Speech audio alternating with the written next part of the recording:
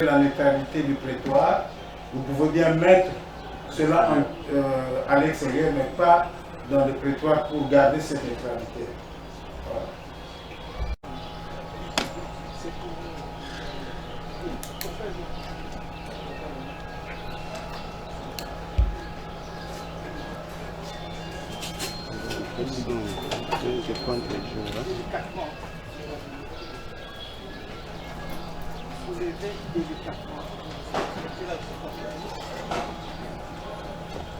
Les victimes directes, qui sont-elles? Les victimes directes. Il s'agit de Floribert Chebeya Baïzire et de Fidel Bazana qui ont été victimes directes de l'association des malfaiteurs et du double assassinat. Mais qui est Floribert Chebeya? Floribert Chebeya est né à Bukavu le 13 septembre 1963, marié à Madame Annie Mambenga Zinga. Il eut avec sa femme 6 enfants, dont 3 garçons et 3 filles. Je souligne qu'en 2010,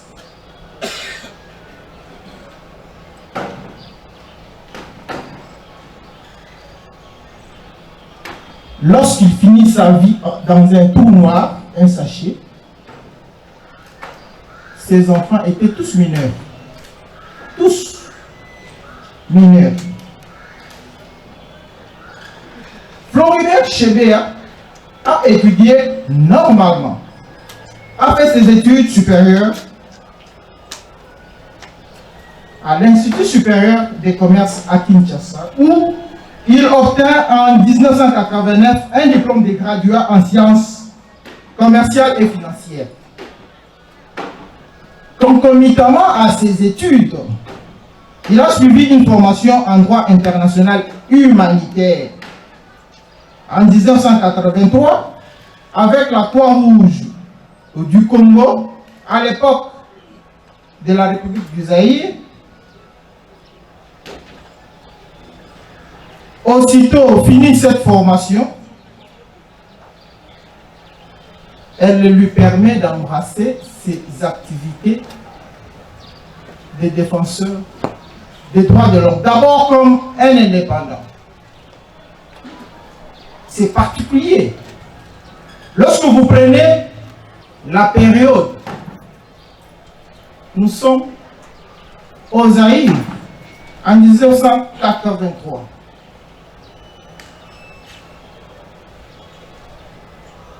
Qui pouvait oser soulever son doigt à l'époque de Tata Maréchal? Qui? Mais lui, pionnier dans le domaine de défense des droits de l'homme, il s'est permis. Il a dit non, la vie est sacrée. Les droits et libertés fondamentaux sont énoncés dans notre constitution, dans nos lois et aussi dans les instruments juridiques internationaux. Lorsque ces droits et libertés sont violés, moi, Floribert, je prends les risques de dénoncer les violations. À l'époque du Zaïre, lui a osé. Je me rappelle en conversation avec ma cliente, veuve Chebeya, elle me dit, maître, à l'époque mon mari a osé. Parfois, il sortait nuitamment pour aller jeter des tracts, dénoncer les violations des droits de l'homme. Ah oui, son message passé. Il dénonçait. Pendant cette période déjà de la République du Zaïre, c'est cet homme-là qui a fini sa vie dans un sachet par des personnes inconscientes. Il a commencé comme un un indépendant activiste des droits de l'homme de cette manière-là, après avoir fait une formation avec la Croix-Rouge. Et finalement, il s'est dit, en 1983, pourquoi ne pas créer une structure? Il va créer une structure, la Voix des Sans-Voix. Et il se décide finalement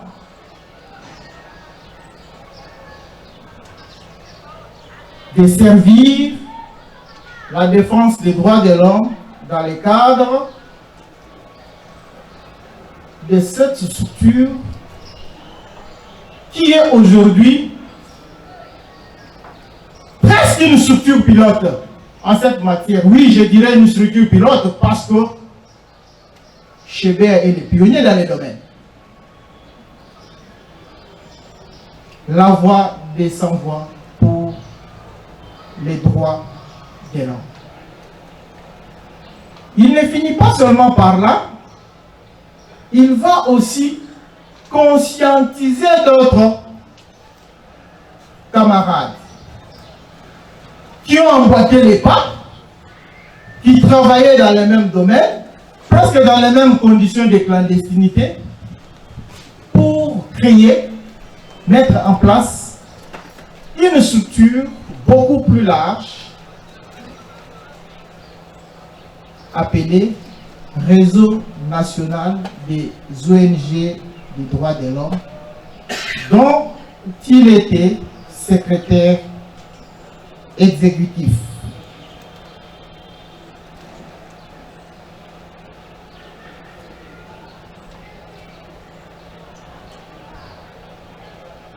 Monsieur le Président, distingué membre de la composition, Monsieur le Directeur général, le Congo a perdu un homme exceptionnel qui travaillait avec d'autres.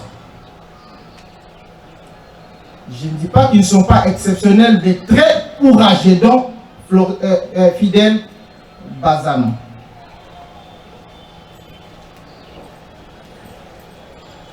Par ses entreprises, par ses actions, de manière indépendante et dans les cadres structurels,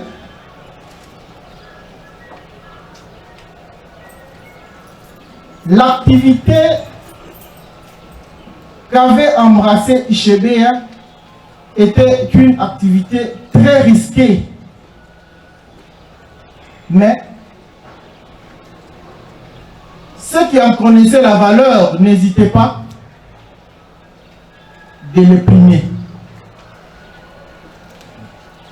En 1993, Floribert Chebeya a reçu le prix Reebok à Washington, aux États-Unis d'Amérique.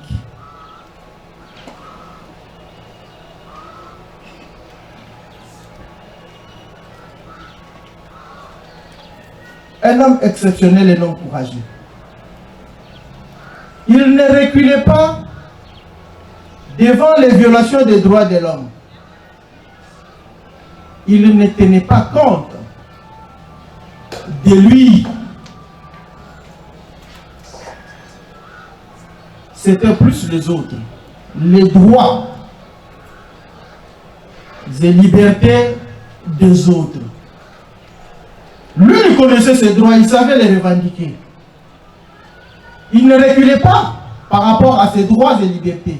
Il les revendiquait. Mais il ne s'empêchait pas de réclamer, de dénoncer quand il s'agissait des autres. Et il le faisait en s'oubliant lui-même.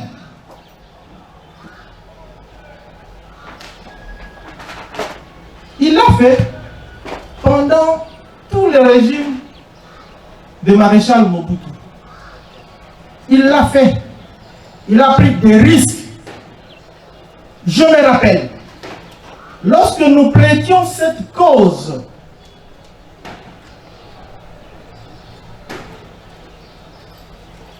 au début, devant votre haute cour militaire, lorsque comparut le général John Numbi, celui-ci déclara que grâce à Floribert Chebeya, il a eu la vie sauve pendant le régime Mobutu. Comme pour dire, cet homme-là, Chebeya, m'a sauvé la vie une fois. Au risque de sa propre vie, il l'a dit. Si je peux encore revisualiser cette vidéo, je peux me rappeler les termes du général John Numbi lorsqu'il comparaissait. Chebeya était un homme de bien. Il a défendu tout le monde sans tenir compte des couleurs de peau, des tribus, des religions. Ce qui l'intéressait, c'était les droits et libertés de ses semblables. L'origine des victimes lui importait peu.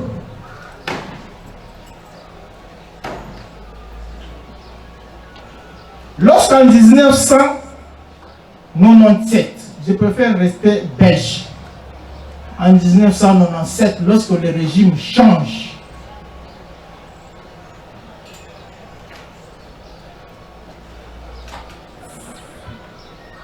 avec le régime Afdel, Chebeya a été le premier à dénoncer l'enrôlement des enfants dans l'armée. Il l'a dénoncé à travers des colloques, à travers des conférences, pour dire la place des enfants, ce n'est pas dans l'armée. Et que le pouvoir était en train de violer les droits des enfants. Oui, il l'a fait. Pendant que le régime changeait, Mobutu en train de partir, l'Afdel en train de s'installer, lui, par son courage, il a dénoncé. Mais cette dénonciation avait produit des fruits. Parce que par la suite, il y a eu des structures qui étaient mises en place pour sortir tous les enfants de l'armée. Lorsque je parle de lui, c'est de mon camarade Floribert Chebeya. Connaissant la situation chaotique, situation sociale que vivaient les Congolais,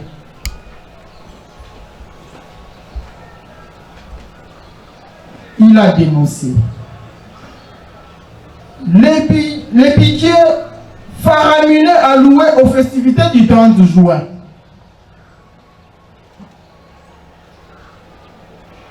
Oui, il a dénoncé, il a dit, le 30 juin 2010, ce ne devait pas être une fête.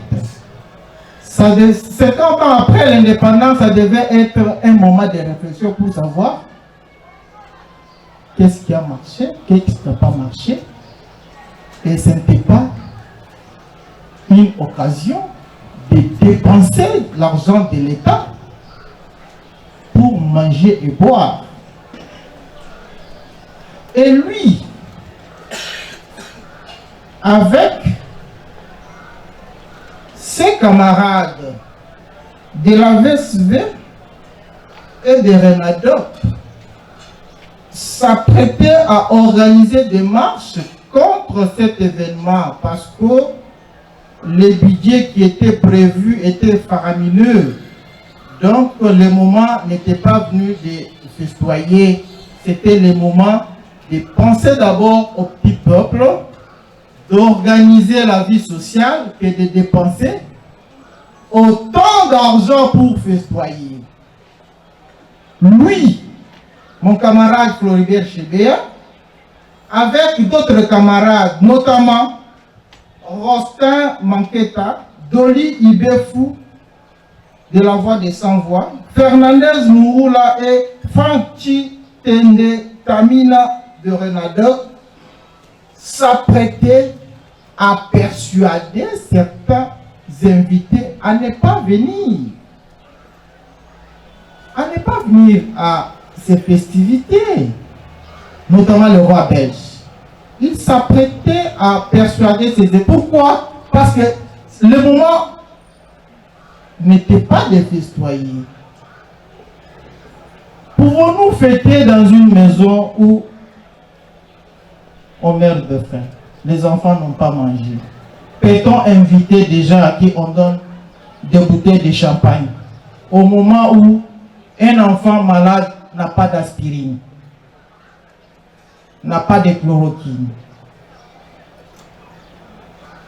Voilà le travail que Floribert Chebeya a fait. Je me dois de vous présenter cet homme. Vous devez, monsieur le président, distingué membre de la composition, auditeur général, savoir le travail que faisait Floribert Chebeya. Est-ce cet homme qui devait mourir, finir sa vie dans un sachet? On organise une fête dans une maison où une femme enceinte n'est pas suffisamment prise en charge. Lui et ses camarades s'apprêtaient à persuader les invités à ne pas venir. Malheureusement, il n'a pas vu 2 jours du 30 juin. Sa vie s'est terminée le 1er juin, comme s'il savait que si il traverse quelques jours du 30 juin, leur fête allait être sabotée. Alors qu'il ne faisait que défendre, dénoncer les violations des droits de l'homme et défendre la cause du peuple congolais.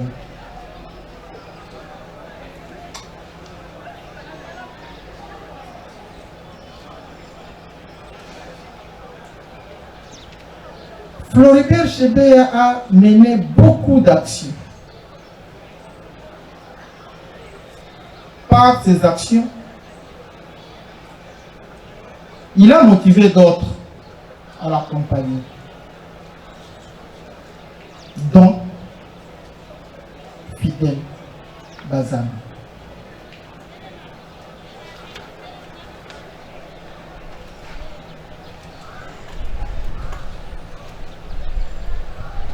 Qui est Fidel Bazana?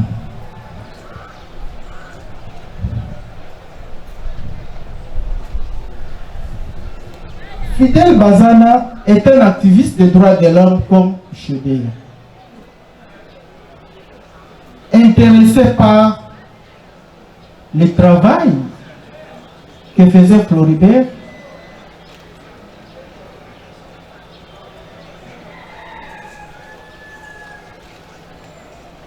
Fidel a accepté de l'accompagner.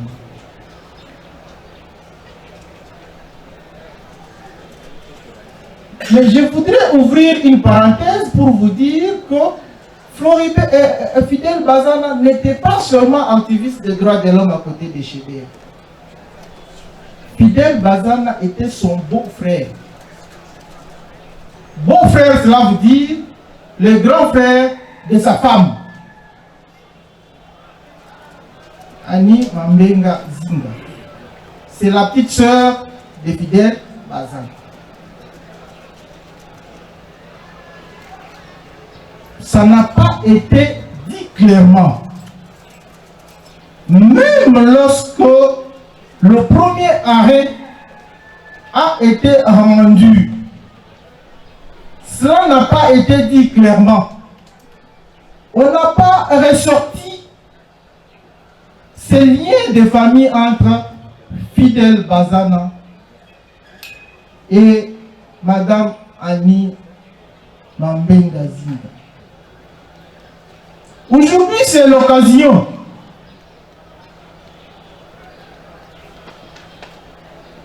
dire à la haute cour,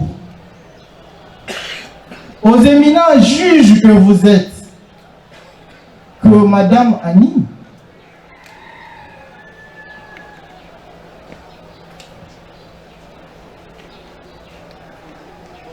a perdu 2 personnes.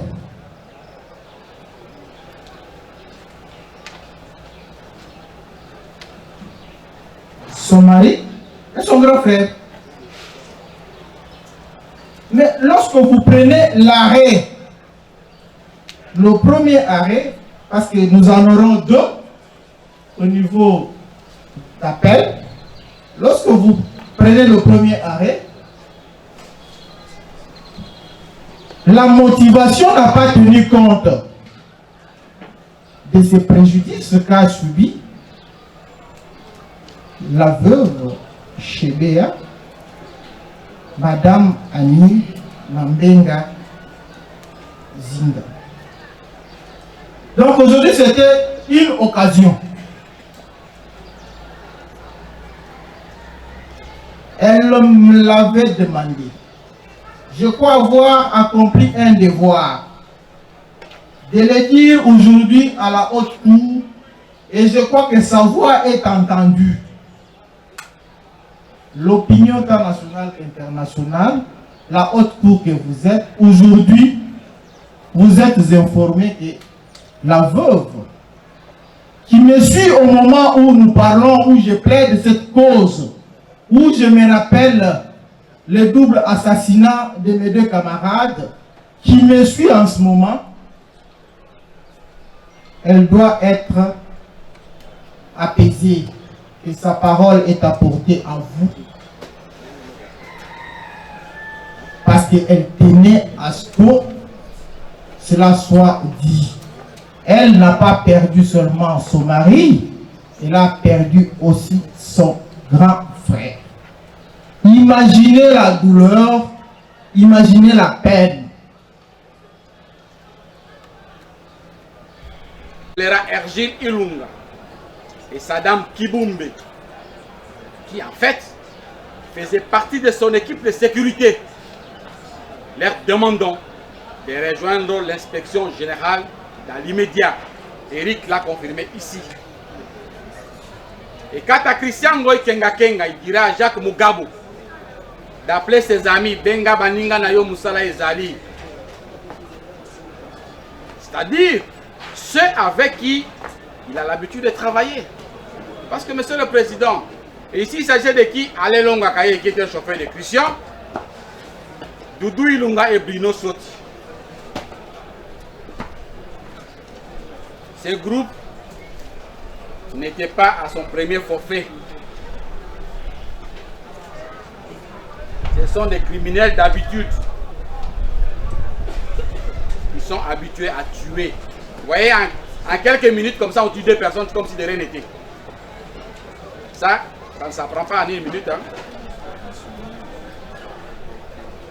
D'ailleurs, le collègue Daniel Moukala lui-même l'a dit, même à l'audience du 10 décembre 2021, que Jacques Mugabe a commis beaucoup de crimes sous les ordres de John Numbi. Et plus d'une fois, il a toujours été cloisonné. Et pourtant, ce n'est pas vrai. Ainsi, aussitôt arrivé à l'IG, Daniel Moukalaï leur remis l'argent pour aller acheter les matériels qui seront utilisés sur la scène du crime.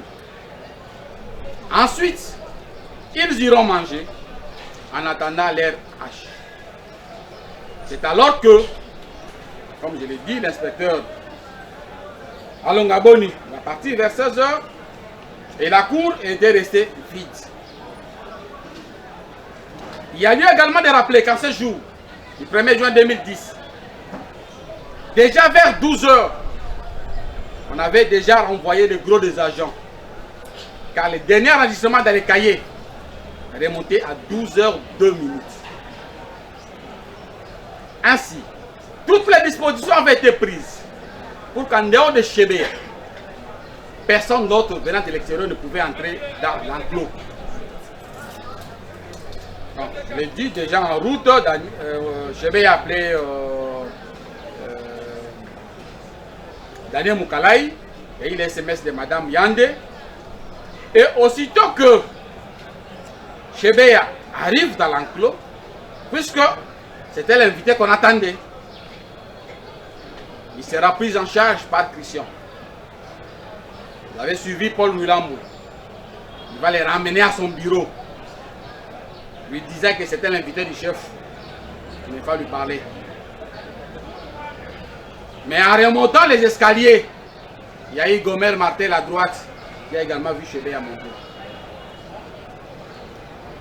Je l'ai dit un peu plus haut. Il y a eu également 2 SMS de Christian vers Moukalaï, l'informant que Daniel Moukalaï était là.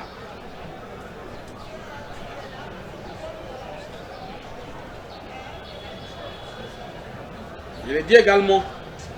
Souvenez-vous de propos de Kalala Kalao. Donc, je pense que ça a été dit également ici. Après avoir déposé Chebeya au bureau chez Paul Moulamboué, Christian va descendre. Eric l'a dit. Il va ordonner qu'on récupère Bazana du côté où il s'est trouvé, à droite quand vous entrez à l'IG, pour les ramener du côté du parking, là où ils étaient. Ainsi dit et ainsi fait. Et nous connaissons la suite. Monsieur le Président, il y a une question qui continue à tarauder mon esprit. Parce que si nous suivons juste les propos de Jacques et des autres, on ne saurait pas expliquer l'origine du sang qui s'est trouvé dans la Jeep Defender qui conduisait Ergil Ilunga, où le corps de Bazana avait été placé. J'avais entendu, malheureusement d'une source qui n'est pas passée devant la cour. Je tiens à rappeler également, Monsieur le Président, Fidel Bazana était un ancien de la DSP. C'était un militaire formé, qui ne s'était pas laissé faire. Il y a eu une bagarre entre les deux groupes.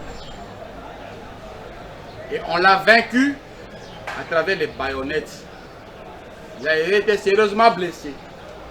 C'est comme ça qu'on a pu le maîtriser. Contrairement à ce qu'avait dit Eric ici, que non, donc il s'était livré comme un agneau, c'est faux. Bazana était un vrai Mungal qui ne pouvait pas se laisser menotter comme ça. Ça, c'est faux. D'où l'origine de ce sang-là qu'on a retrouvé dans le véhicule. Parce que Kalala Kalao avait déclaré que le lendemain matin, avant que je ramène les enfants à l'école, parce que cette Jeep-là servait également pour le transport des enfants à l'école, j'ai trouvé du sang dans la Jeep. Je l'ai nettoyé avant de ramener les enfants à l'école. Quelle animalité! Dans le véhicule où vous transportez, on transporte vos enfants, qui est du sang, et du sang d'un innocent.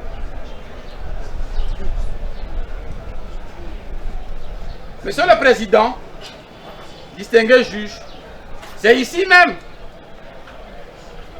lors de cette instance, que nous avons appris les modus operandi qui était dénommé Kabalo.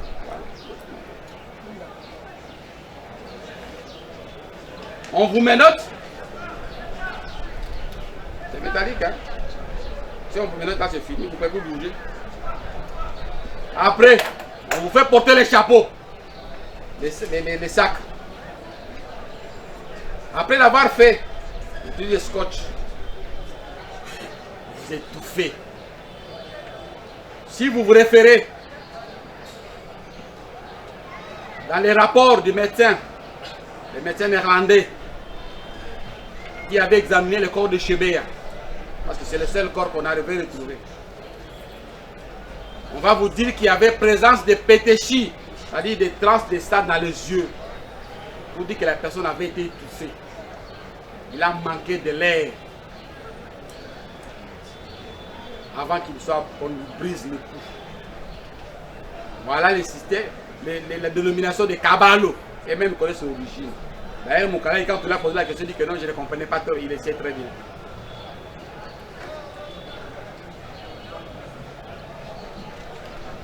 Donc,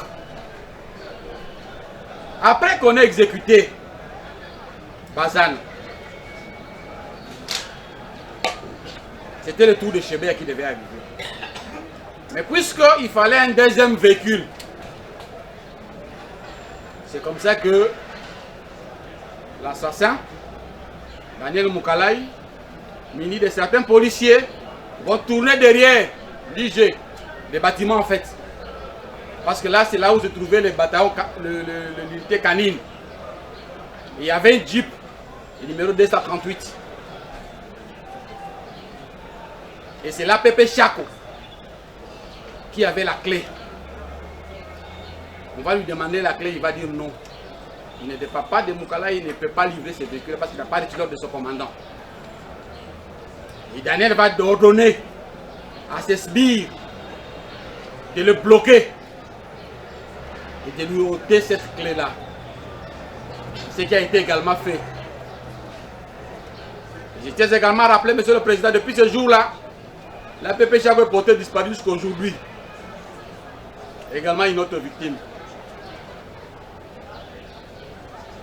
Et donc, c'est avec ce véhicule qu'on va venir de derrière jusqu'au là devant. Le temps d'aller récupérer Chebeya. On ramène en bas. Et quand on va lui mettre les menottes, c'est ce que Paul Milan m'avait dit. Il a constaté qu'il y avait une certaine brutalité. Et ces caméras connaissaient bien la suite de ce qu'il avait dit. On va les mettre dans le véhicule pour aller les tuer au parking. On a posé la question, ça n'a plus que quelques minutes. Et plus grave peut-être, on va lui briser même le cou. Après l'avoir scoté, cagoulé, tout ça, mais on va quand même lui briser le cou.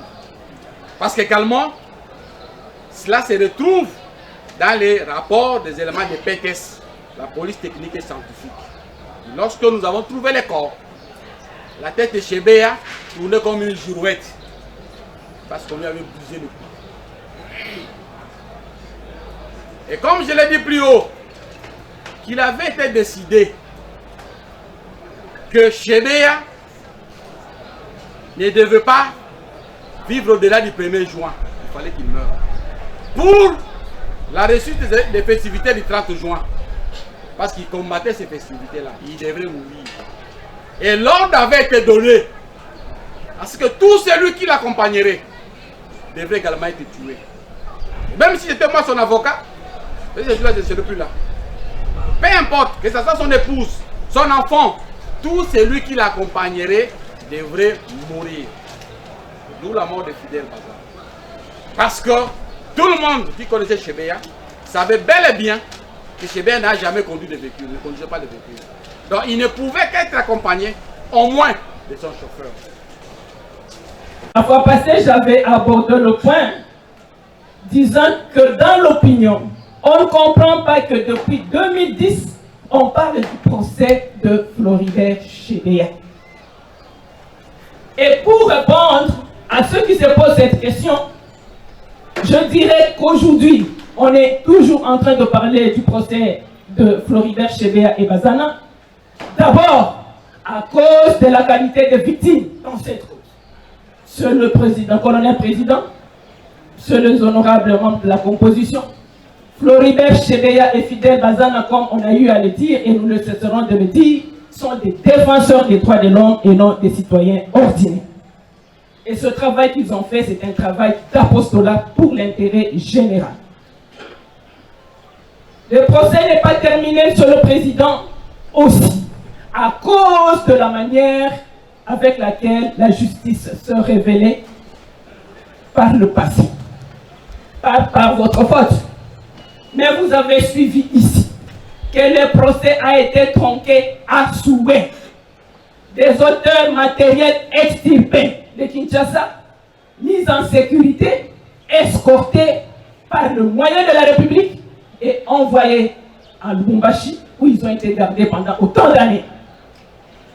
Les procès tels qu'il s'est révélé, Monsieur le Président, ce que dans les procès antérieurs, vous avez eu à juger uniquement les commanditaires, mais non les auteurs matériels. Et aujourd'hui, à la faveur de l'appel général de l'auditeur général, à la faveur des appels des prévenus auteurs matériels qui avaient été condamnés par défaut, nous voilà que nous revenons encore sur le procès. Et je disais donc, en utilisant une sagesse de celui qui dit, si nous revenons là où nous avons tué l'éléphant, c'est que nous y avons laissé nos couteaux. Et le couteau en l'espèce, c'est Kenga Kenga, Christian, qui n'avait pas été jugé. Notre couteau, c'est Mugabo Jacques. Notre couteau, c'est Moukalai. Et parce que j'avais envie de schématiser, qualifier la nature de ce procès, moi je le conçois comme un procès d'effacer les tableaux. Parce que tout avait été mis en ordre afin de brouiller la reconstitution de faits. Et c'est là dans un but inavoué d'organiser l'irresponsabilité pénale des auteurs. À présent, m'attarder sur la reconstitution de faits. Ce n'est pas une étape anodine. Parce qu'en droit, on dit, donne-moi le fait et je te donnerai le droit. Ne dit-on pas que les faits précèdent les droits?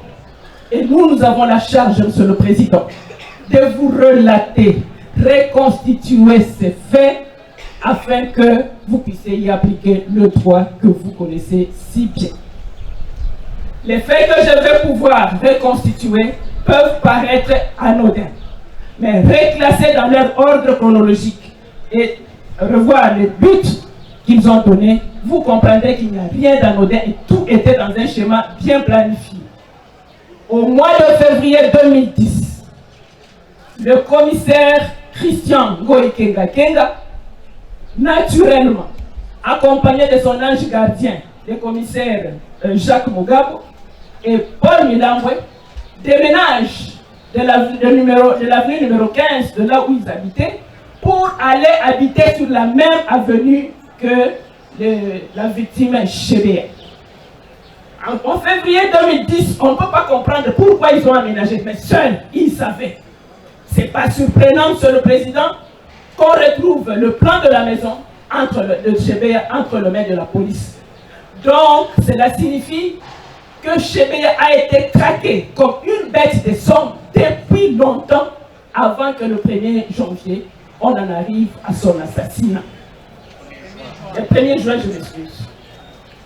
Et le 31 mai 2010, l'assassin, comme a eu à mieux le dire Maître Eli, parce qu'il ne bénéficie plus de la présomption d'innocence, il a été condamné en premier et dernier ressort, va appeler Chébéa pour l'informer de ce que le lendemain, sous les coups de 17h30, il serait reçu par l'inspecteur général de la police.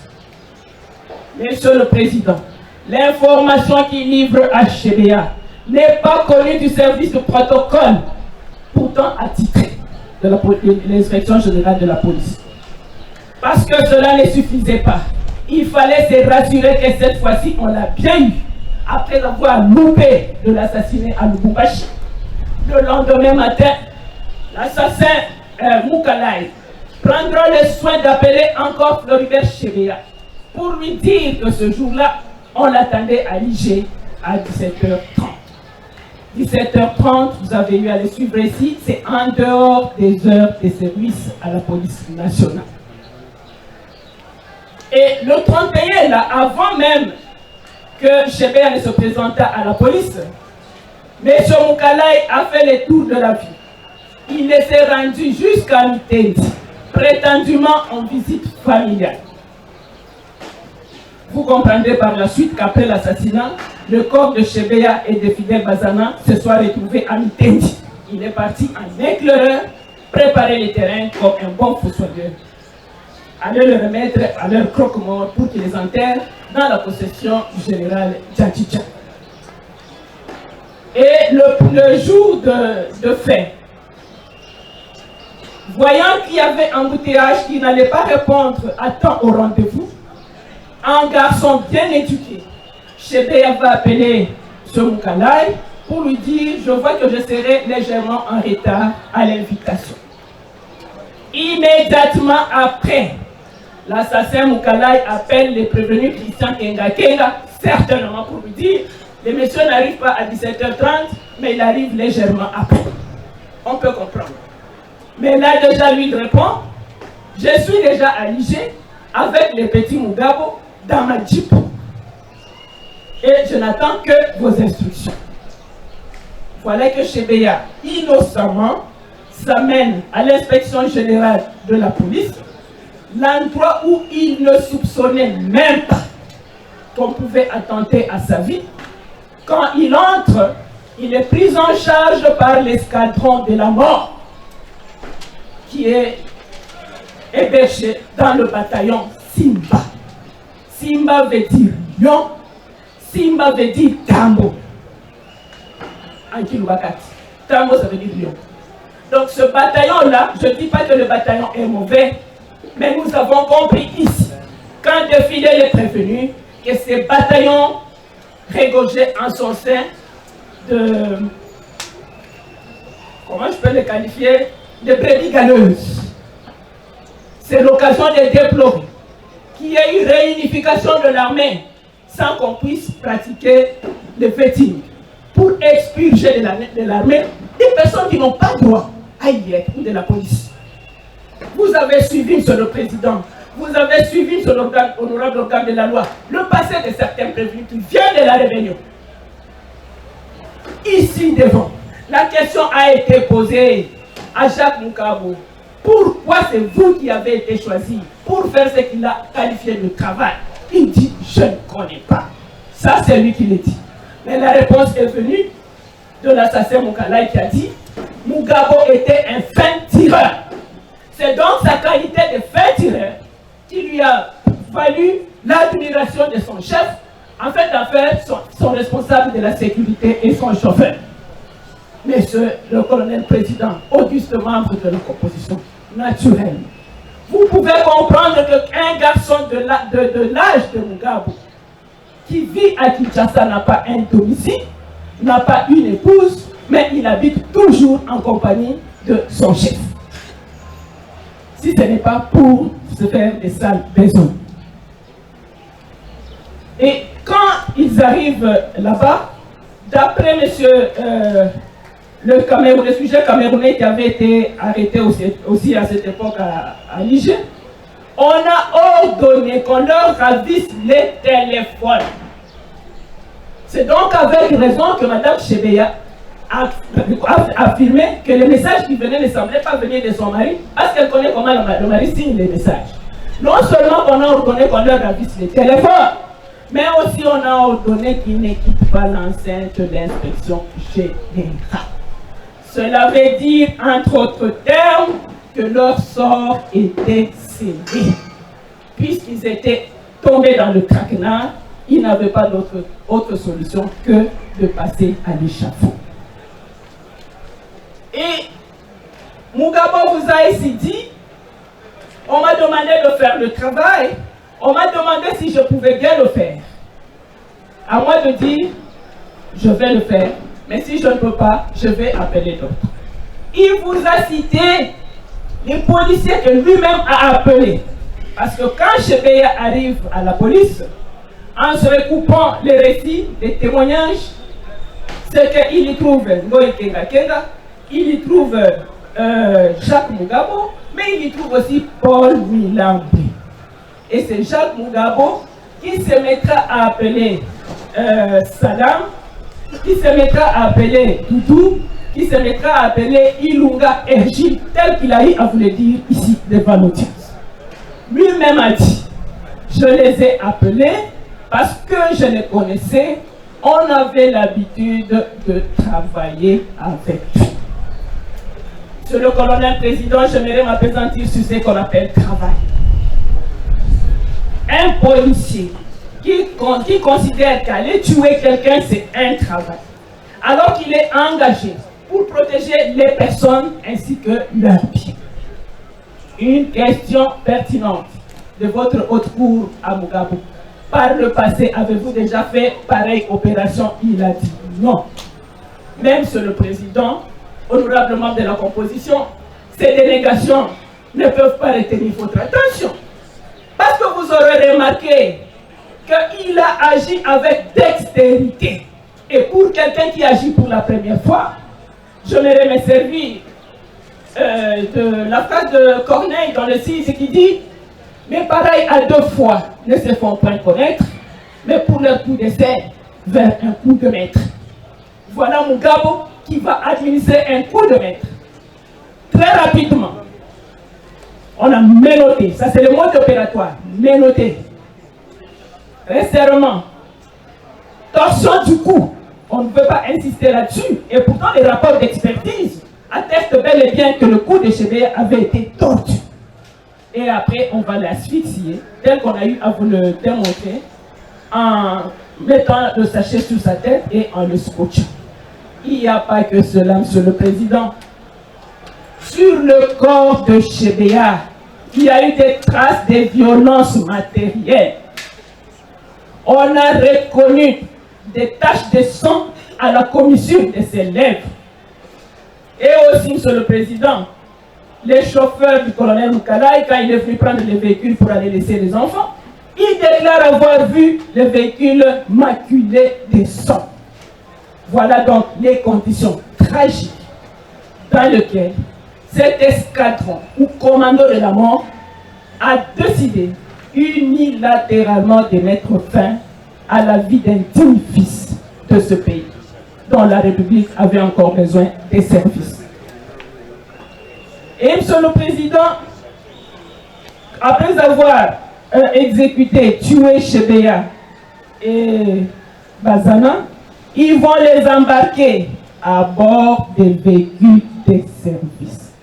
Les véhicules que la République met à la disposition de la police pour sécuriser les personnes et les biens ont servi cette fois-là des corbillards pour acheminer les corps de Chébéa et de Bazana de l'inspection générale de la police jusqu'à Ntendi.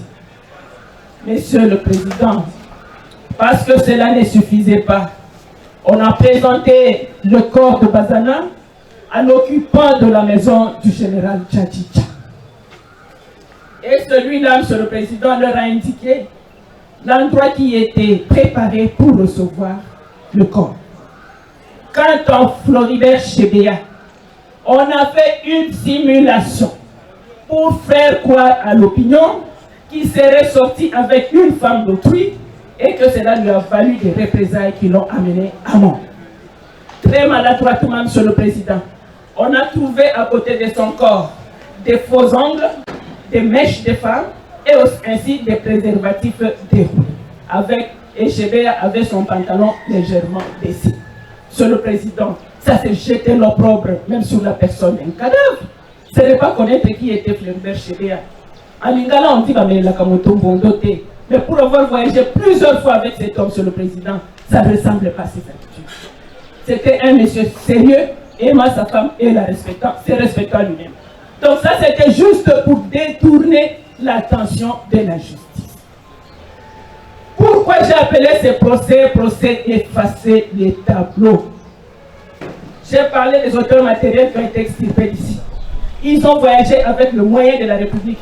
Ils ont opéré avec le moyen de la République. C'est la caissière de l'inspection générale de la police nationale qui est venue vous dire ici qu'elle a remis l'argent pour qu'on paie. Et après l'opération, on a remis à chaque exécutant un montant de $50. Effacer les tableaux encore, Monsieur le Président. L'adjoint du commissaire Kenga a trouvé la mort à Goma dans des circonstances non encore élucidées à ce jour. Effacer les tableaux, l'occupant de la maison de Tchadjicha, celui-là même qui a eu à recevoir les corps et qui aurait pu nous éclairer pour nous montrer où ils l'ont placé, a aussi trouvé curieusement la mort. Effacer les tableaux, enfin, tous les éléments, les effets qui avaient été trouvés sur le théâtre de fait à Ntendi avaient été détournés par le biais du colonel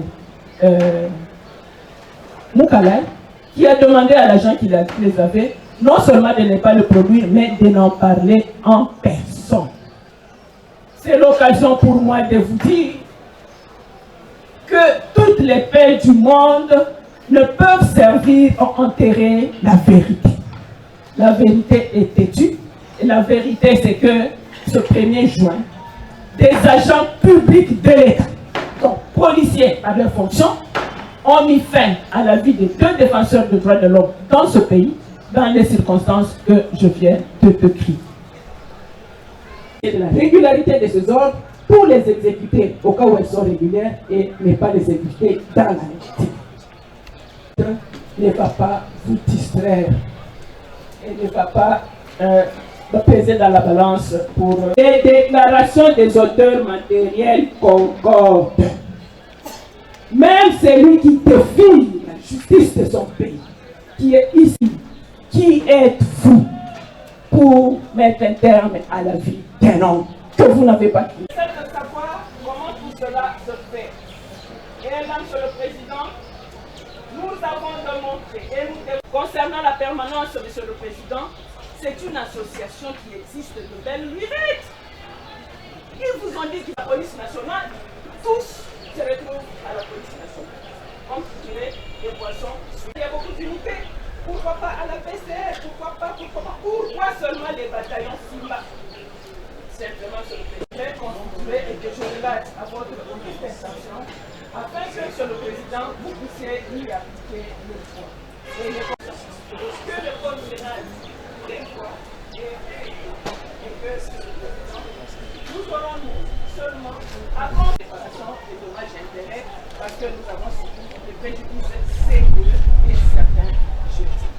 Pour terminer, Monsieur le Président, vous avez entendu avant moi beaucoup de gens, mais avant de partir d'ici, je n'aimerais pas être Jean-Baptiste pour parler à des gens qui écoutent et que le Président nous enseigne qu'on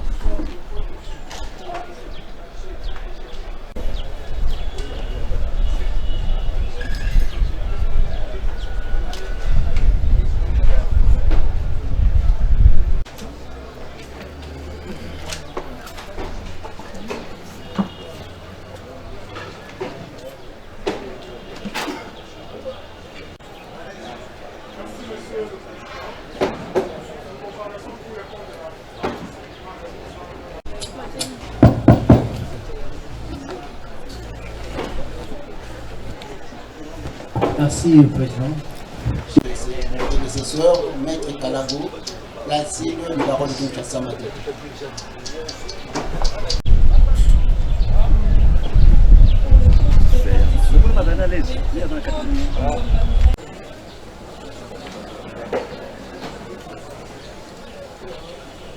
Merci bien, Monsieur le Président. Président, distingués membres de la composition, Monsieur l'auditeur général, pour la 3e fois devant vous, nous avons devant nous 2 des exécutants de ce double assassinat, intervenus en date du 1er juin 2010 dans les installations de l'ex.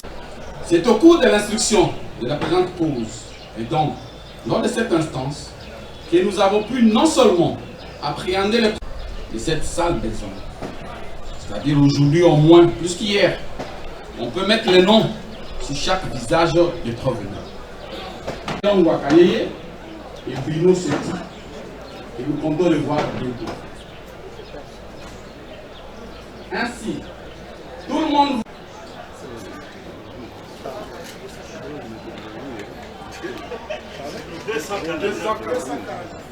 Pardon? Le 249. Non, c'est pas le 249. Donc on se retrouve la semaine prochaine avec la suite de Maître Gombo et David et Étienne. Étienne et... D'accord. J'espère que la semaine prochaine, les partis civils auront vidé leur sac. Conservatoirement. Dans les activités, les combats, la vigueur et la rigueur pour la défense des droits de l'homme, dans toute sa globalité, était sans faute. C'est ce qui, hélas, lui a valu, avec son compagnon de chaque jour, nous avons cité Fidel Bazana, dont le prénom est aussi éloquent en l'espèce. Notamment pour le droit à la succession pour Aimé Kabila. Conditions carcérales des personnes arrêtées ou détenues par la police. De ces derniers combats. la justice pour les victimes de l'opération BDK, ou encore sa participation au mouvement citoyen désirant saboter. La VSV avait, par son truchement, proposé des poursuites judiciaires contre certains dirigeants impliqués dans ce carnage. En l'occurrence, il enverra un email à Maître Claude Njakani.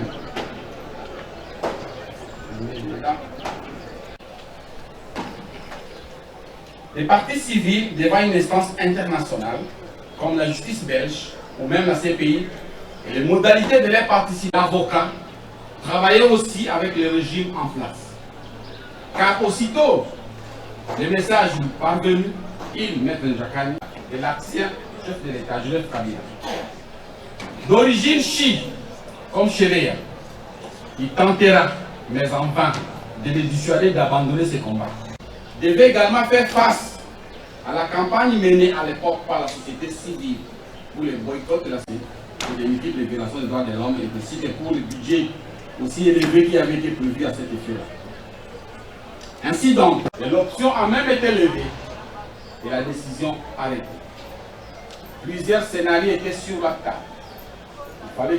Ces deux officiers qui ont facilement gravi et sans difficulté les différents grades et la trop de hauts faits d'armes, alors que certains de leurs massoua sont encore au bas de l'échelle, du moins pour l'un d'eux, qui a été déclaré par son auteur et qu'il a même répété à la dernière audience du 9 février 2022.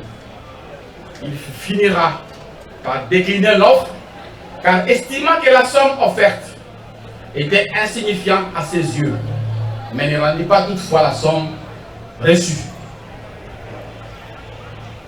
D'où le recours à son homo, l'homme de situations difficiles et compliquées, le terminateur John Numbi, l'homme de Malembankoudou pour en finir avec Floribert Chebeya. Il faut rappeler qu'à l'époque de Mobutu, Floribert Chebeya a eu à le sauver. Maître il l'a rappelé ici. Alors en difficulté avec les hiboux de Mobutu, lancé à ses trousses. C'est pour dire que l'ingratitude est aussi humaine. Suivons les propos du criminel Daniel Moukalaï lors de sa déposition devant le colonel magistrat Odon Makutu, premier AGF et OMP près la haute cour militaire en date 19 février 2021. Il, Daniel Moukalaï, évoque que lors d'une réunion présidée par le général John Numbi, ce dernier dira: comment se fait-il que le chef de l'État, qui m'a nommé au grade de lieutenant général et aux fonctions d'inspecteur général de la police nationale congolaise, puisse être mal à l'aise à cause de ce monsieur. Ce monsieur, c'est qui? Floribert Chebeya. À ce mot, le major Christian Ngoy Kenga de dire, entre parenthèses, Nakusoma Afandi, comme pour dire que j'ai compris le message. C'est alors que John Numbi décidera que seul Christian et ses petits pourraient bien remplir la mission. D'où la mission ainsi conçue. Il y a lieu de signaler que parmi les participants à cette réunion, certains d'entre eux nous ont déjà rejoints dans l'au-delà. Revenant un peu en arrière, nous pourrions en déduire que lors d'une réunion ou rencontre avec l'ex-président, le Raïs Joseph Kabila Kabange, ce dernier a eu à faire part au général 4 étoiles John Numbi du fait des insomnies que Floribert Chebeya lui faisait subir. Et ensemble, nous pensons qu'ils ont aussi décidé de moyens d'y mettre fin. D'où les propos tenus lors de cette dernière réunion par l'homme de Malembankoudou, général 4 étoiles John Numbi, par Daniel Moukalaï, et d'où également la somme de $40 000 donnée à Jean-Claude Diaz. C'est pourquoi nous plaçons Joseph Kabila Kabange au sommet de cette organisation comme auteur intellectuel du double assassinat de Floribert Chebeya et Fidel Bazan. Il sera également suivi par John Numbi, Daniel Moukalaï, Truc Christian Ngoy Kingakenga et les autres agissant tantôt comme co-auteurs ou complices.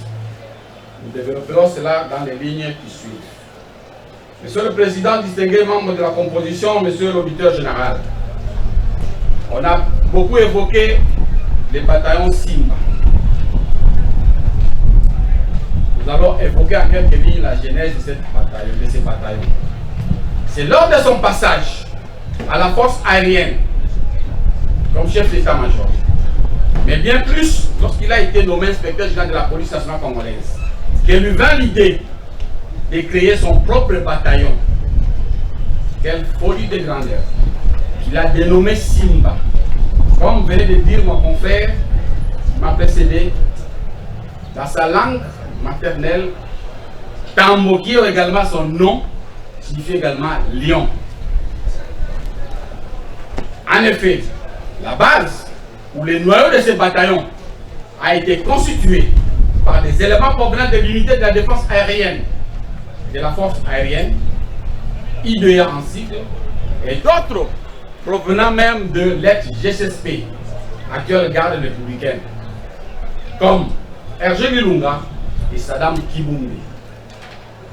D'autres aussi ont été ramenés de l'est du pays, comme Christian Ngoï Kenga Kenga et Jacques Mugabe, et les autres criés par lui-même. Monsieur le Président,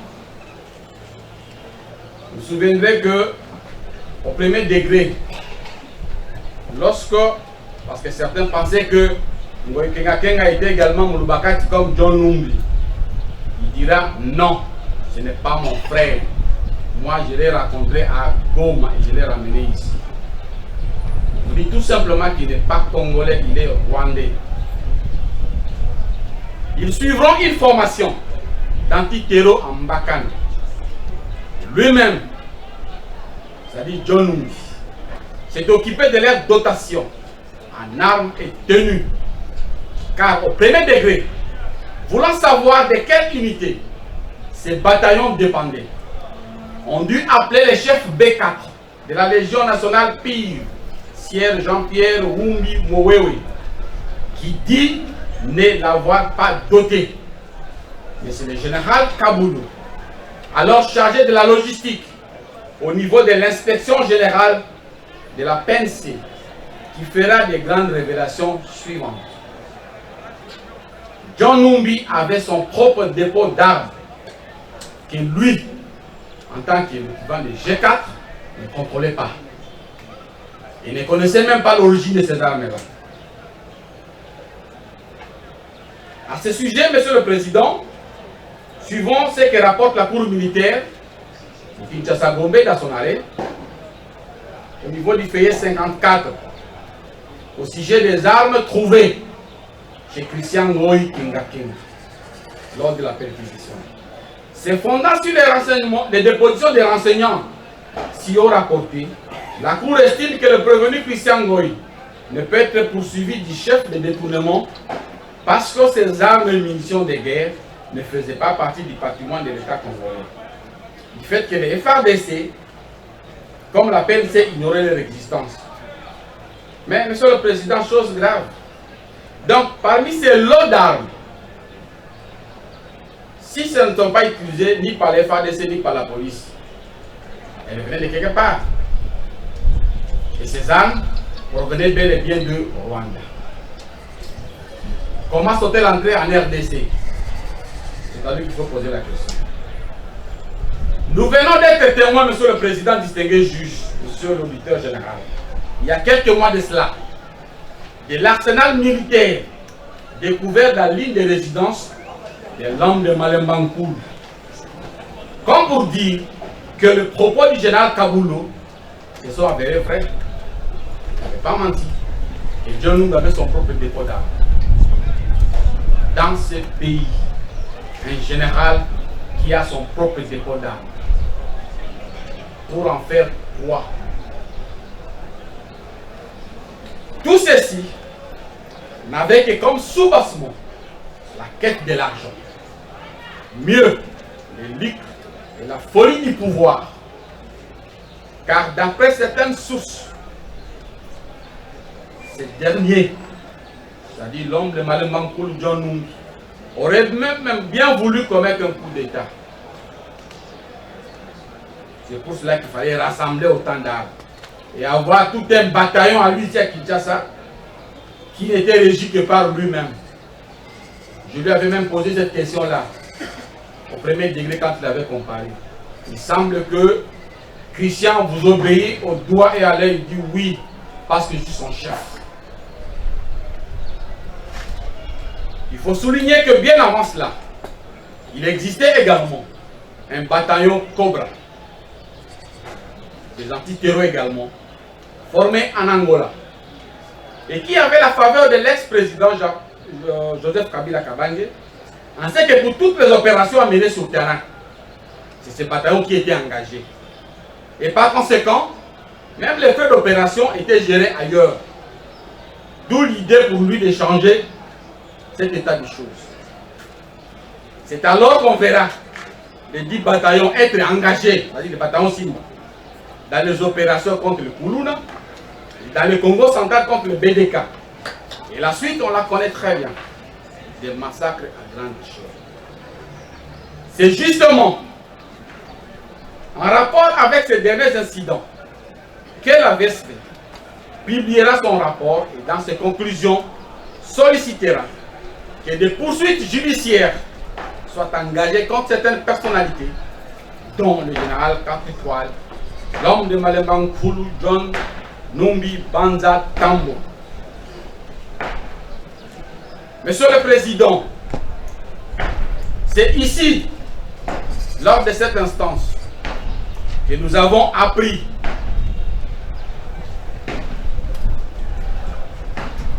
la composition du commando qui a opéré ces jours-là. Ces commandos étaient ainsi composés de Bruno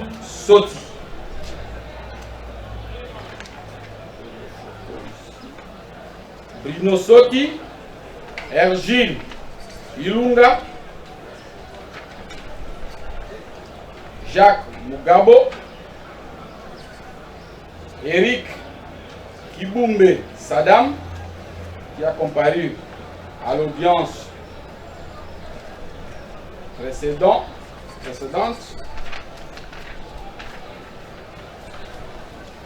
Alelo Ngakaye est là. C'est lui, Alelo Ngakaye. Le chauffeur de Christian Ngoy Kingakenga. Ergile Ilou. Ça c'est Doudou. Sadam, vous l'avez vu là à l'audience passée. Bon. Ilunga Ergile est là. Ce sont les 3 personnes qui nous manquent jusque là avec Box.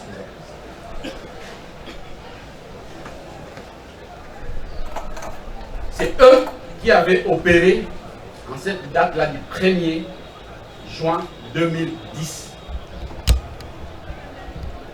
Du passage à l'acte, comme disent nos frères du Congo central, Kissalume Banda, informé de sa présence à Lubumbashi, il y a une première tentative de sa liquidation. Malheureusement, ça ne va pas tenir. Mais hélas, celle-ci ayant échoué, il fallait la deuxième option. C'est celle consistant à tendre un appât à Floribert Chebeya. C'est ainsi qu'elle se souviendra des différents courriers de la VSV, restés lettres mortes à l'inspection générale, Maître Eli en a évoqué ici. Au surplus, Maître Okako venait d'en parler, sur les déménagements des Christians, parce qu'il y a eu des actes qui ont été posés en amont, habitant quelques pâtés de maisons de Chebeya. D'ailleurs, lors d'une perquisition, on a trouvé les plans de la maison de Chebeya chez Christian Ngoy Kingakenga.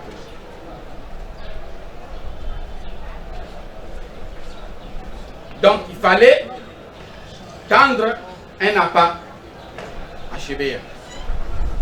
C'est ainsi que les criminels Daniel Moukalai mobilisera tous les staffs du secrétariat général de l'inspection générale de la police nationale congolaise pour retrouver la lettre de la VSV référencée 013 RDC /VSVCD /2010 du 10 février 2010 portant sur demande d'intervention pour l'humanisation des conditions carcérales sur toute l'étendue de la RDC, adressé à monsieur l'inspecteur général de la police. Bref, c'était une mobilisation tous azimuts. D'où l'expression utilisée par le premier juge pour qualifier les comportements de Moukalay d'activisme. Et comment a-t-on procédé à cela? Une fois le courrier retrouvé, saisi, signé, daté et caché, on remet au final le courrier à Daniel Moukalay, qui à l'occasion recourut à son ancien agent de main. Nous citons le commissaire Michel Mouila pour la transmission et la remise du dit courrier avec instruction, insistance que cela se fasse en main propre. Il faut remettre à Chébé à lui-même. Alors qu'il y a un secrétariat au niveau de la VST, on dépose le courrier, dit non, non, on m'a demandé de remettre à lui-même en main propre. Mais ce n'était pas en vain, parce qu'il fallait également identifier qui était Chébé. Il y a déjà qui entendait parler de lui sans le connaître physiquement. Donc Michel Mouila avait ce rôle-là de l'identifier. Et même si vous suivez son relevé téléphonique, bien de ses appels étaient pris en charge par l'antenne qui était au-dessus de la VSV. Il a passé tout un temps pour surveiller les faits et gestes de M. Floribert Chebeya. Ainsi dit, ainsi fait. Lors de cette rencontre-là, entre Floribert Chebeya et Mouila, Floribert, comme toujours, voulant rencontrer l'inspecteur général, va une fois de plus poser les problèmes, solliciter une audience. Mouila dira que je vais transmettre le message. Alors que il n'était même pas dirigé, ni même du service de protocole. Mais il y a lieu également de relever tout cela d'après les relevés téléphoniques. Qu'après le dépôt du courrier, Mouila a eu un long entretien avec le criminel Daniel Moukalay. D'où la consigne d'appeler Floribert Chebeya et lui mettre déjà en confiance. Et la nuit même,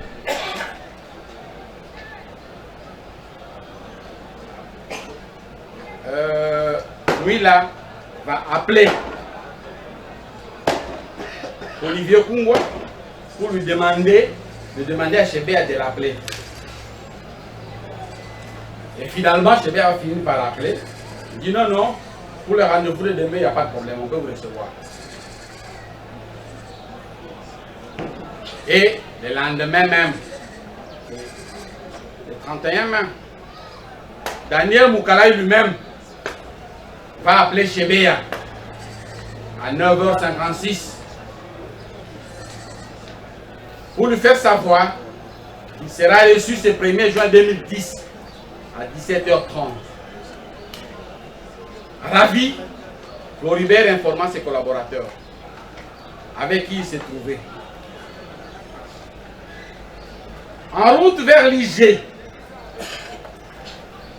Floribert Chebeya appellera à 17h25 Daniel Moukalay pour l'informer qu'il était en route vers l'IG, mais qu'il était un peu bloqué dans les embouteillages.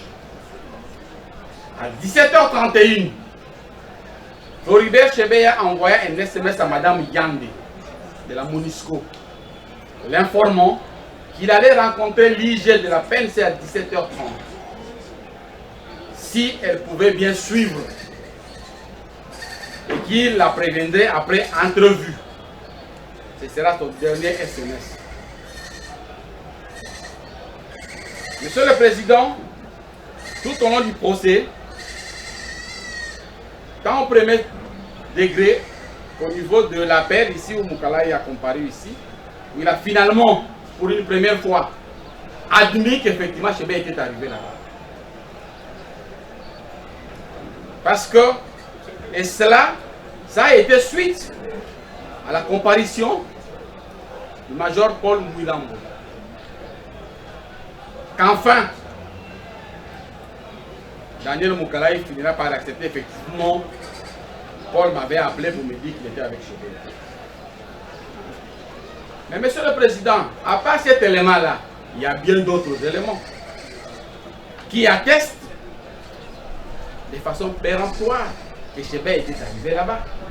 Parce que vous avez un message de Christian vers Moukalai. En Swahili, Mimi Mouze, ni qu'on a challengé, c'est-à-dire adversaire, na petit Jacques, na subir ni pangu toka kwenu, pour le musée. On a trouvé ces messages dans le téléphone de Moukalai. Et vous vous souviendrez bien en appel, lorsqu'avait comparé le chauffeur de Daniel Moukalai, le nommé Kalala Kalao, qui avait dit effectivement qu'après avoir reçu un message, il m'a demandé, parce qu'il était du côté Sosimat, de regagner vite l'IG. Mais également, monsieur le président, il y a eu des témoignages, des grands témoignages, des Gomer Martel, des Camerounais, qui a dit également avoir vu Chébé gravir les marches pour monter au premier niveau. Parce que lui également était au niveau de l'IG ce jour-là la nuit.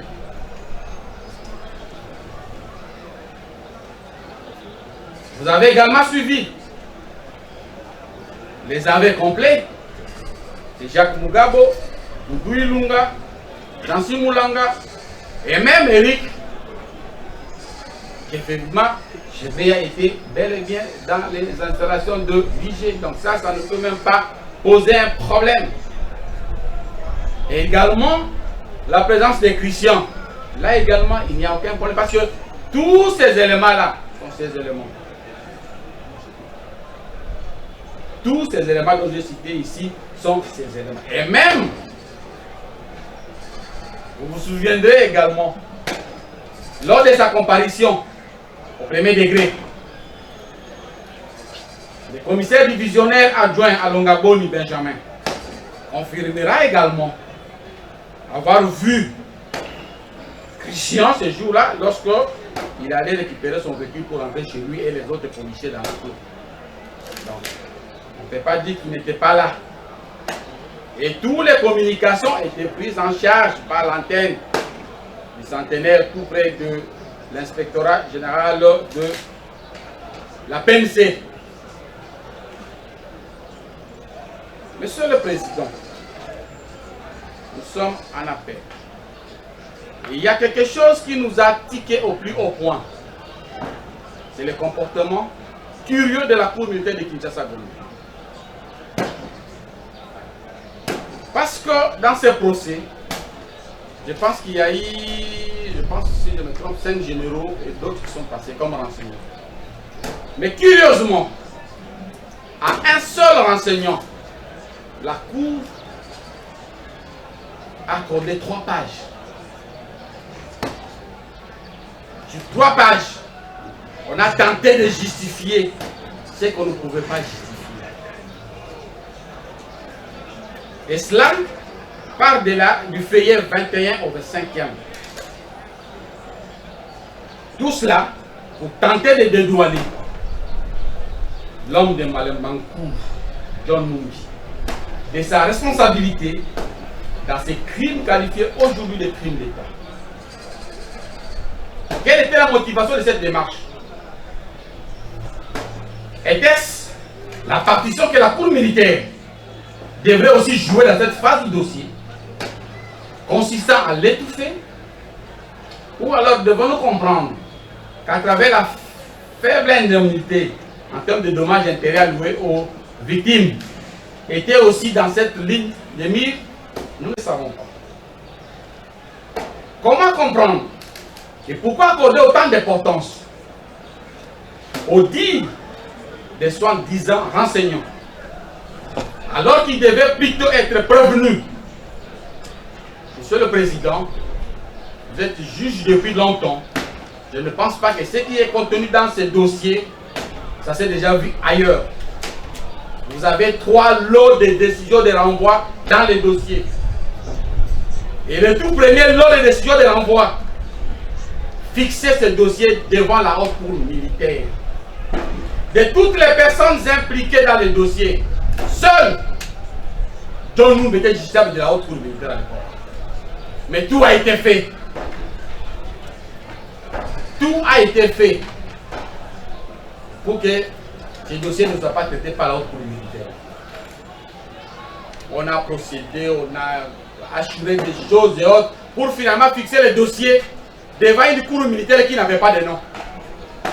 Vous le savez très bien. Prenez le 3e lot de décision de renvoi. La cour militaire qui a connu on n'avait même pas intitulé. Et pourtant, chaque cour militaire a un nom. Malheureusement. Monsieur le Président, dans les dossiers qui gît devant vous, vous avez une plainte de la veuve Chebeya contre John Numbi pour assassinat de son mari. Et là, et au premier degré, et même à l'appel, vous n'en faites pas cas. On n'y a pas réservé une suite, vous dites que non, voilà, non, rien. Et qu'est-ce que fait cette plainte dans le dossier?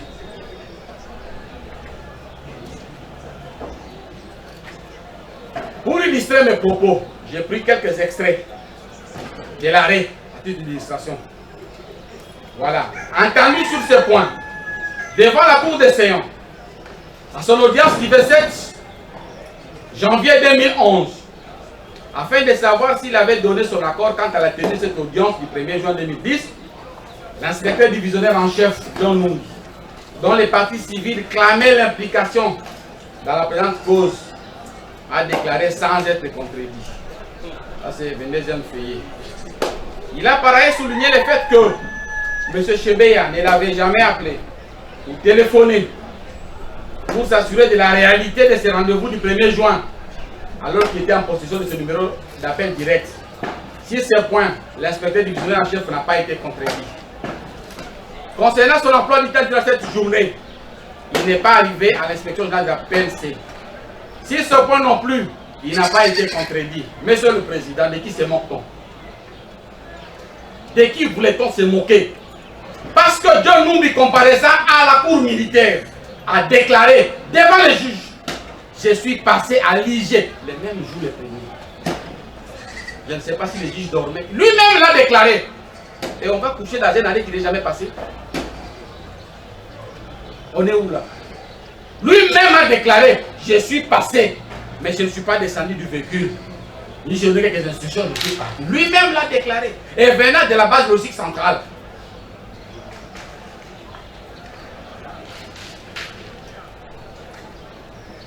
Qu'est-ce qu'on voulait? Découvrir? Oui, on a réussi à découvrir. Mais pour combien de temps? Au cours de cette même audience, les parties au procès ont eu l'opportunité de poser toutes les questions ou d'apporter tout élément pouvant établir l'implication de l'inspecteur divisionnaire en chef John Numbi dans les faits sous examen. Mais pourquoi conclure ainsi dès lors qu'avant de commencer l'audition du soi-disant renseignant, la Cour avait déjà prévenu qu'elle n'était pas là pour transformer les renseignants en prévenus. Avant même qu'ils ne comparaissent, la Cour nous avait déjà dit: maître, il comparaît comme renseignant, donc il ne faut pas attendre que... Voilà.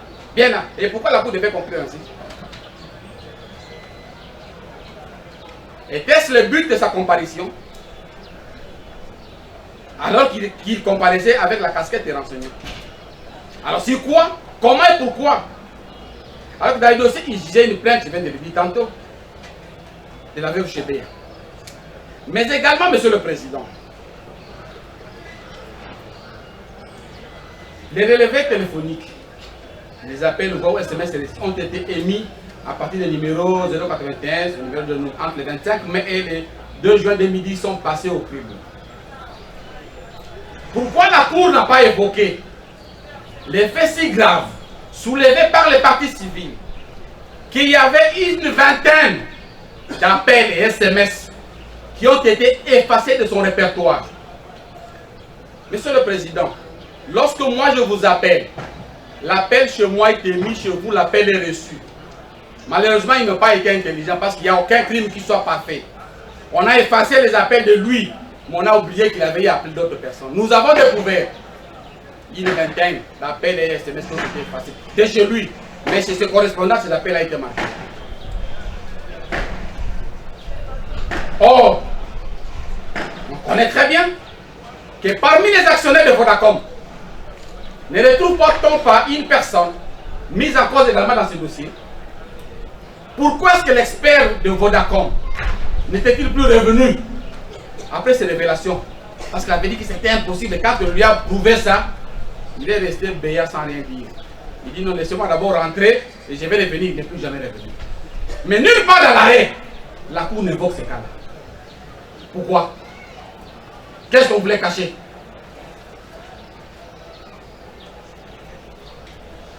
Monsieur le Président, je crois que c'est avec raison que l'on a qualifié ces cas de crimes d'État. Quant aux appels, également, c'est toujours à l'arrêt, du prévenu Paul Moulamboy. Quand on lui pose la question, il dit qu'il ne se rappelait pas avoir répondu en ce 1er juillet 2010, étant donné, ça c'est la Cour qui donne la raison, il était pris à Maluku. Ce qui est faux. D'autant plus que non seulement qu'il était déjà de retour de Maluku aux avions de 14 heures, et les appels de Paul Moulamboy avaient eu lieu le soir du 1er juin. Et cela jusqu'au 9 juin. Chaque fois que Moulamboy l'appelle, il ne prend pas le téléphone. Pourquoi avoir seulement refusé les appels de Paul Moulamboy? Alors qu'il avait prétendu un peu plus haut qu'il pouvait avoir des communications fréquentes avec l'assassin Daniel Mukalayi, Christian Kenga et Paul Moulamboy lui-même.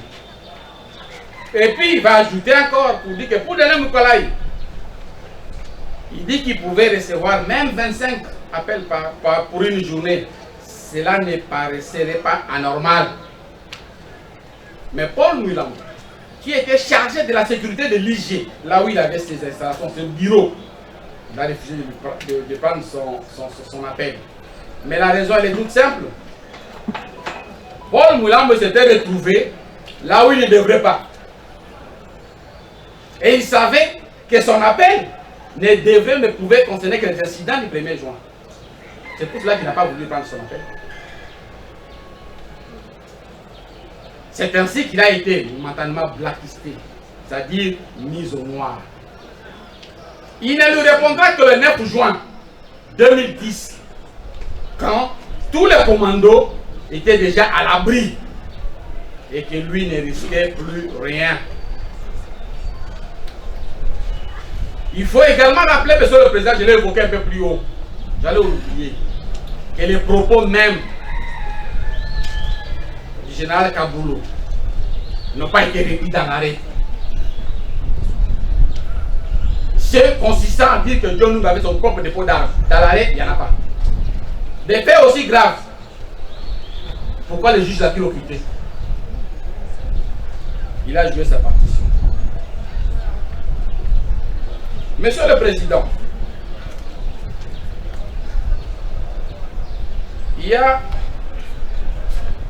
dans ces procès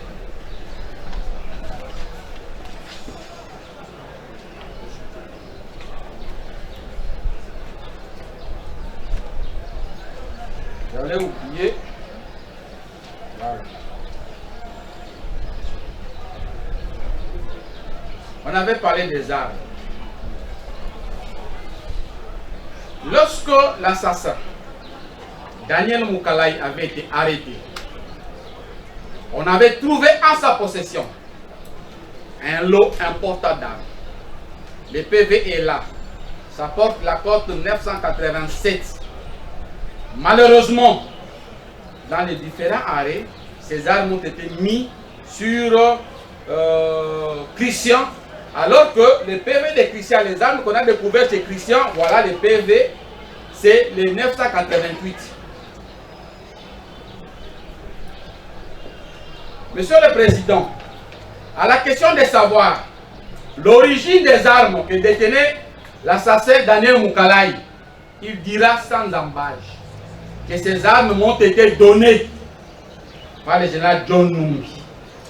Comme si les armes pouvaient être données comme des cacahuètes. Monsieur le Président, lorsque vous prenez la première arme, le RPG numéro 859, mais cette arme-là, Monsieur le Président, curieusement, se retrouve dans les dossiers Yangan, dont l'arrêt est là. Cette arme-là, le RPG 859. Puisque Yangambi avait été arrêté, comme quoi il voulait préparer un coup d'État. Voilà. Même au troisième feuillet, ici, on en parle. RPG 7800. Vous allez bien voir. Moi, je n'invente rien. Voilà. Les PV là, les armes là. Yangambi a été arrêté à Kisangani. On a affrété tous les jets pour aller chercher Yangambi à Kisangani. Et savez-vous qui est parti les chercher? Christian Ngoy Kenga Kenga. Tout cela au fait de la République. Alors que Moukala, il a dit bien, ces armes, c'est John Numbi qui lui a donné. Donc en fait c'était un piège qui avait été tendu à Yangambi. Parce que si vous lisez l'arrêt, les collègues Moutongo en parlent. Il en parle longuement.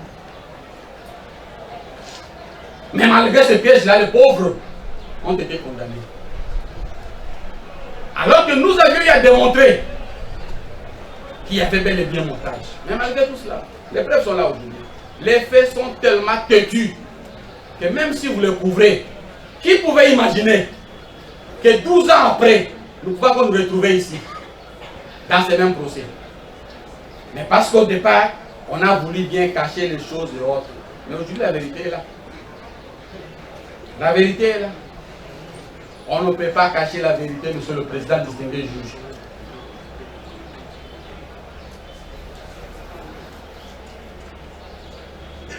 Et, en conclusion,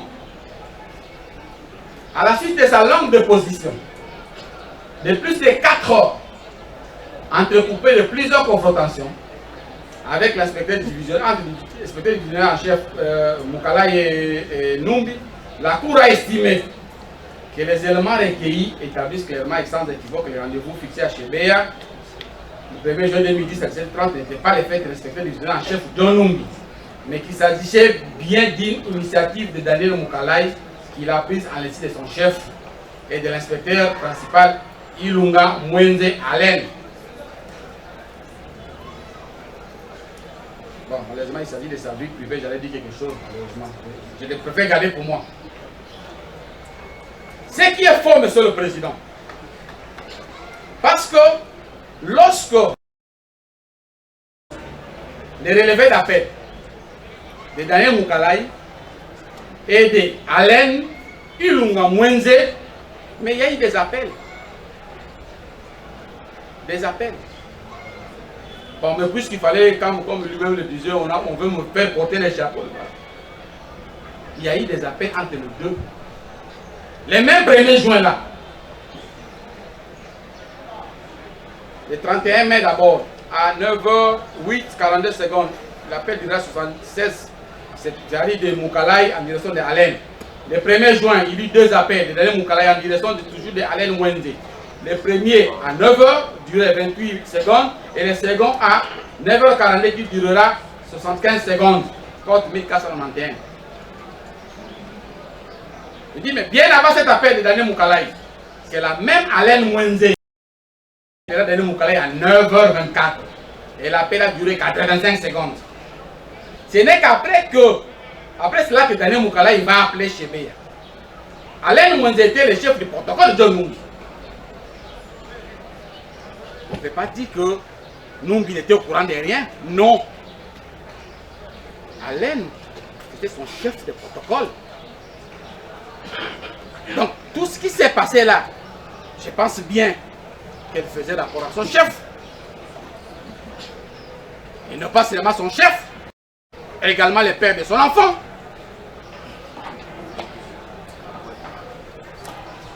Monsieur le Président, tout ceci est passé à côté des yeux des juges. Et pourquoi? Crime d'État. Eu égard à tout ce qui précède, nous pourrons en déduire, sans nous y tromper, que la cour militaire de Kinshasa-Gombe a également joué une partition du scénario sur le double assassinat de Floribert Chebeya et Fidel Bazan. Car on ne saurait expliquer autrement ces commentaires ou cette prise de position. C'est comme si la cour voulait à tout prix convaincre les partis civils sur l'innocence de John Numbi. Et pourtant, le temps nous donne raison aujourd'hui. Voilà, c'est l'un des volets du crime d'État. Le président de notre cour militaire, mon colonel, audience S6 Sort, mon colonel.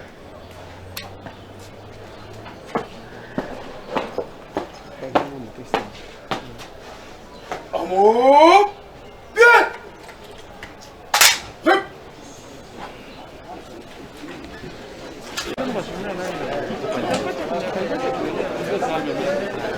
Alors,